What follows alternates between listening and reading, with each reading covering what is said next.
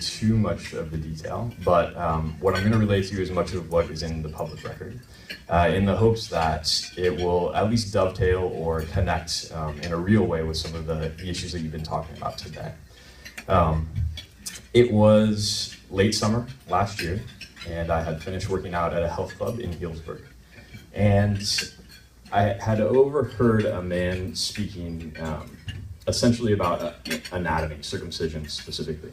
And it wasn't so much the topic, that was part of it, but what sparked my interest was that he was really driving the conversation. He was leading the conversation in a way that I realized that he was just pushing an agenda. And there wasn't a lot of back and forth happening, so I thought, oh, these must be kids he's speaking to. So I sort of snuck out of the sauna and essentially eavesdropped on him and made sure that the kids were not in arm's length. And sure enough, it was two Latino boys who's an older white man. And I hung back long enough to hear the entirety of the conversation. And I just became more and more alarmed that it was inappropriate. And he was certainly leading the conversation. And so I just kept them in line of sight to make sure that there was no immediate danger. Until they got out of the hot tub. They were sitting in a hot tub together, nude. And the next thing that raised my red flags was there was a brief pass of his hand on the thigh of the younger boy.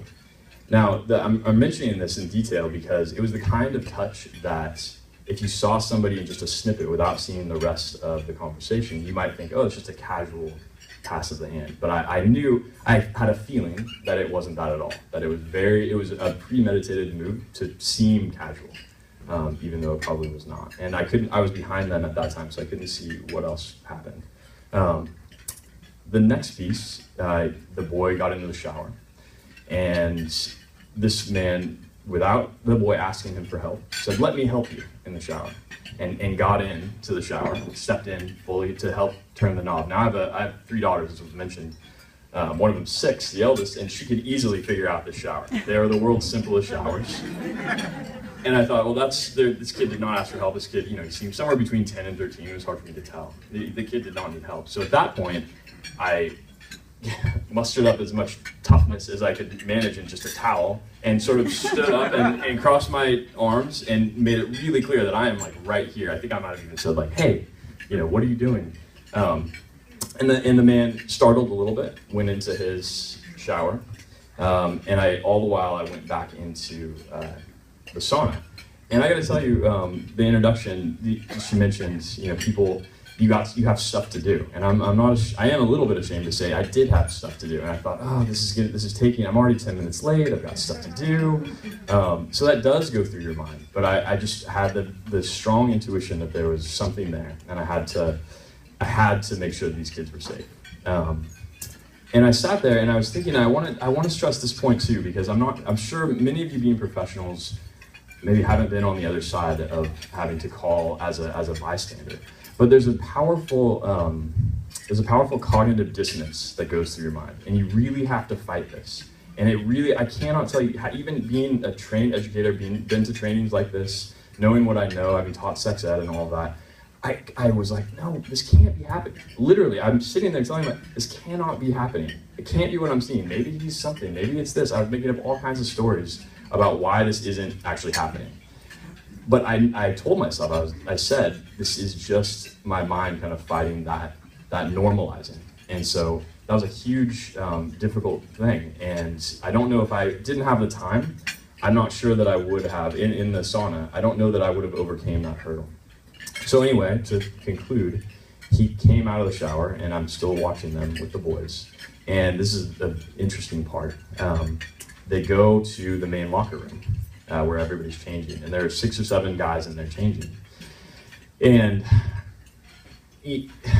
so 6 or 7 guys are there changing, and I go in there, changing too, but all the while just making it really clear that I'm watching. And still, he tells the youngest boy, he says, no, keep your clothes off, stay naked, and I'm gonna stay naked too, and we're gonna go weigh ourselves kind of across the way within the same room. And this is what he did. He put his hands on the lower back, and he pushed him like that, literally herding him to the scale.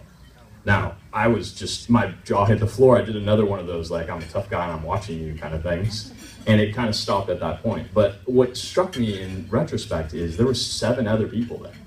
And if they hadn't have seen, and it's nothing heroic, it's just because I actually had the context of that eavesdropping for 5 minutes, 10 minutes, however long it took, that I saw that as like massive, massive red flag.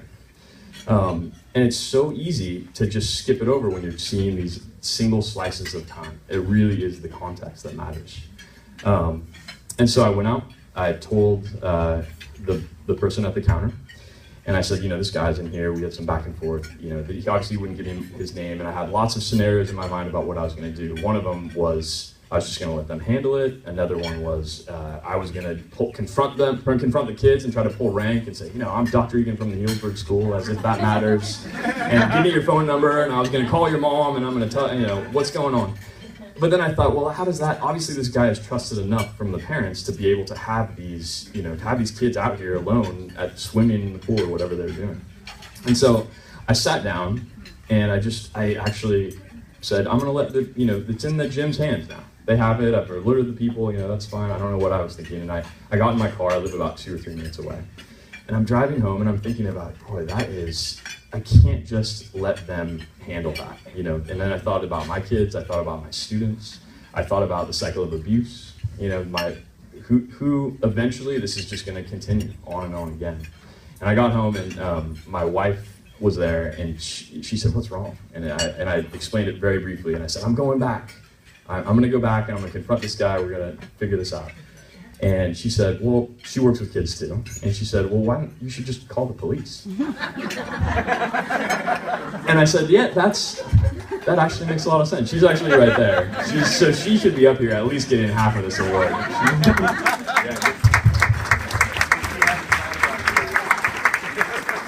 And when I was describing what happened to the police officer, I said, you know, I'm an educator, so maybe this just, you know, raises my red flags, I get activated about this. I'm an educator. And he said, well, I'm a police officer, and it made me, you know, do this, so we're gonna investigate this. And through some really great police work, I mean, they took their time, they really did the investigation well. Now it's looking like a serious predator, allegedly, will be stopped. So we're really indebted to their work as well.